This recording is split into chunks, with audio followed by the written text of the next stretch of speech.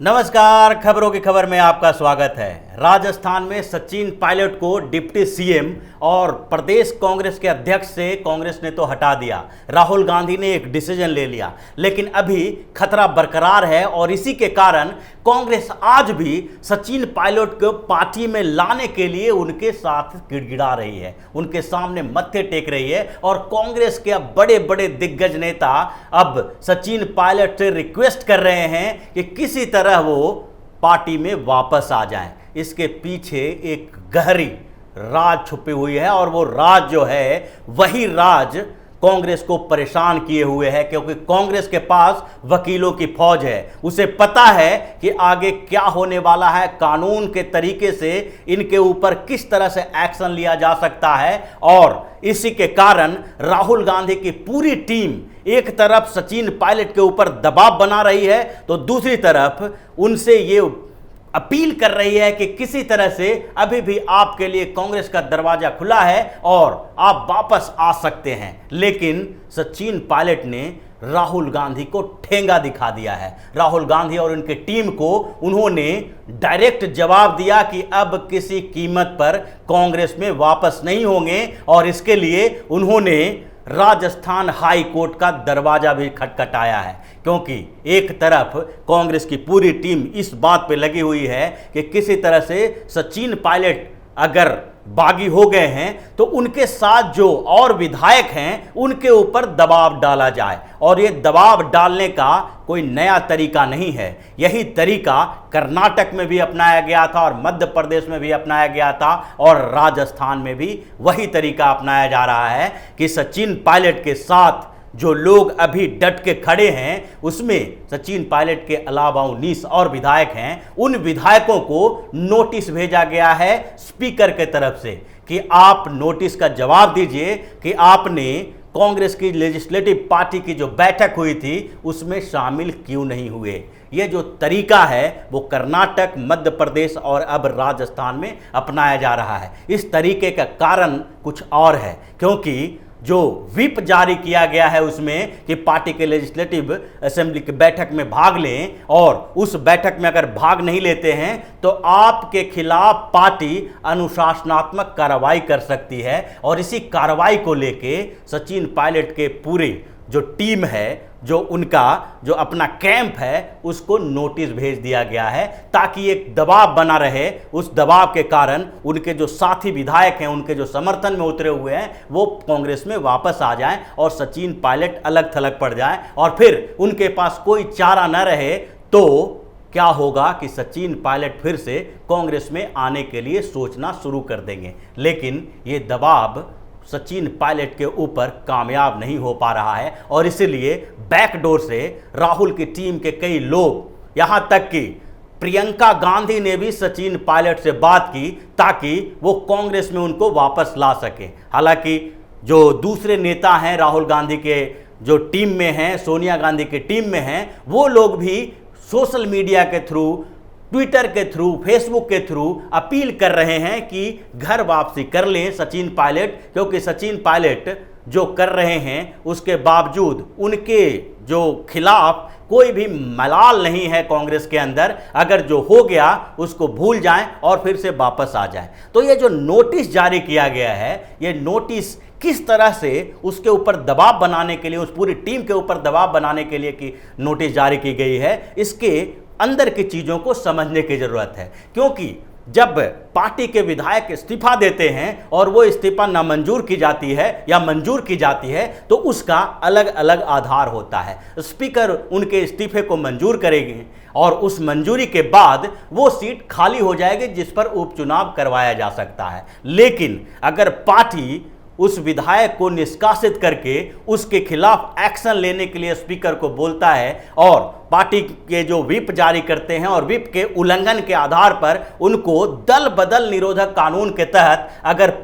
विधानसभा सदस्यता उनकी खत्म की जाती है, तो ऐसे में वो अगले जो कार्यकाल जितना दिन का है विधानसभा का, उतने दिनों तक चुनाव नहीं लड़ सकते। यानी कि जो अगर उपचुनाव करवाया जाता है तो उपचुनाव में वो उम्मीदवार नहीं बन सकते हैं। और यही कारण है कि कर्नाटक में भी जब कांग्रेस का संकट गहराया था और 14 विधायकों ने जेडीएस और कांग्रेस का इस्तीफा दिया था, तो उस समय भी स्पीकर ने उनका इस्तीफा नामंजूर कर दिया था। उनको लगा कि इस्तीफा देने की कोई वजह देखना पड़ेगा और इसलिए इस्तीफे को नामंजूर कर दो। और दूसरी तरफ कांग्रेस और जेडीएस उन विधायकों को की सदस्यता को रद्द करने के लिए और दल बदल निरोधक कानून के तहत उनकी सदस्यता रद्द करने के लिए स्पीकर से अपील कर रहे थे। लेकिन ये लोग सुप्रीम कोर्ट गए और सुप्रीम कोर्ट ने इनके पक्ष में फैसला दिया कि अगर कोई विधायक हो, सांसद हो, कोई जनप्रतिनिधि हो, अगर वो इस्तीफा देना चाहता है तो उसके इस्तीफों को मंजूर क्यों नहीं किया जा सकता है। आखिरकार कर्नाटक में भी कांग्रेस का मिशन फेल हुआ, मध्य प्रदेश में भी फेल हुआ और राजस्थान में भी वही कोशिश जारी है। उसी तरह की कोशिश की जा रही है ताकि जो पायलट कैंप के विधायक हैं उनके ऊपर दबाव पड़े और उनको पार्टी से फिर से वापस लाने में सहूलियत हो। लेकिन सचिन पायलट भी ये सारी चीज़ें पहले से समझ चुके थे। उनको पता था कि जब हम कांग्रेस से बगावत करेंगे और उसके बाद जब हमारे ऊपर दबाव बनाने के लिए काम किया जाएगा तो वो कौन कौन से आधार हैं जिसके आधार पर हमारे जो समर्थक विधायक हैं उनको तोड़ने की कोशिश की जाएगी। और इसीलिए जैसे ही स्पीकर ने उनके विधायकों को, उनके समर्थक विधायकों को और सचिन पायलट को नोटिस भेजा, उसी के साथ उन्होंने इसके कानूनी पहलुओं के बारे में वकीलों से सलाह लेनी शुरू कर दी। यहाँ तक कि वो तो कांग्रेस के वरिष्ठ नेता और वरिष्ठ वकील सुप्रीम कोर्ट के जो है अभिषेक मनु सिंघवी, जो कांग्रेस के तारण हार रहे हैं कई मौके पर, उनसे भी सचिन पायलट ने संपर्क किया और उनको कहा कि मेरा जो मामला है उसको हाई कोर्ट और सुप्रीम कोर्ट में आप रखें। हालांकि अभिषेक मनु सिंघवी अभी ऐसा नहीं कर सकते, क्योंकि अगर वो पायलट के मुकदमा लड़ते हैं तो कांग्रेस से उनका भी पत्ता साफ कर दिया जाएगा। लेकिन उन्होंने कुछ सलाह दी है और उस सलाह के आधार पर ही सचिन पायलट आगे बढ़े हैं और उन्होंने उनके अपने समर्थक विधायकों के साथ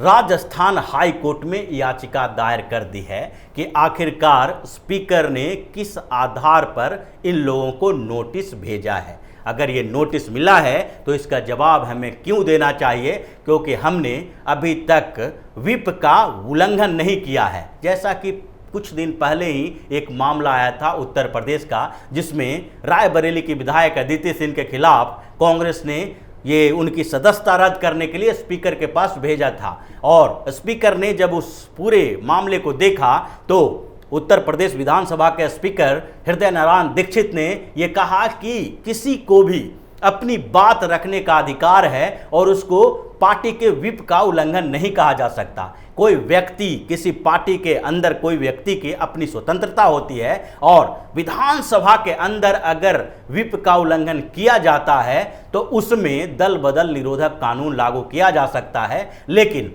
ऐसे अगर पार्टी के खिलाफ कोई बोलता है, कोई कहता है या फिर किसी का विरोध करता है पार्टी के किसी व्यक्ति का, किसी पदाधिकारी का, तो उसमें व्हिप का उल्लंघन नहीं माना जाएगा और न ही उनकी विधानसभा की सदस्यता रद्द की जाएगी। इसके कारण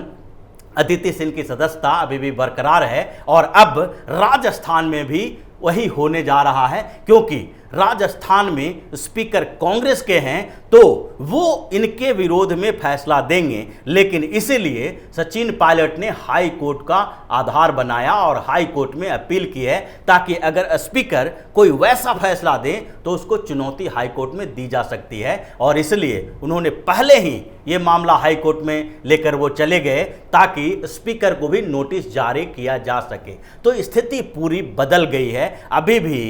कांग्रेस की सरकार खतरे में है और राजस्थान में जो विधायक, जो अशोक गहलोत पहले कहा करते थे कि 100 से ज़्यादा विधायक हमारे साथ हैं, उनको अब इस बात का एहसास हो रहा है कि अभी तो फिलहाल उन्होंने 20 विधायकों को नोटिस भेजा है। नोटिस भेजने का मतलब है कि वो आपको पता है कि 20 विधायक हमारे साथ नहीं हैं। लेकिन राजस्थान कांग्रेस के जो दूसरे विधायक भी हैं, जो अभी सीएम गहलोत के साथ दिखाई पड़ रहे हैं, उसमें भी कम से कम 10 से 15 विधायक ऐसे हैं जो तैयार बैठे हैं कि कब सचिन पायलट की तरफ से इशारा मिले और वो इस्तीफा दे दे। ऐसी स्थिति है और इसकी जानकारी राहुल कैंप को भी है। सचिन पायलट के अलावा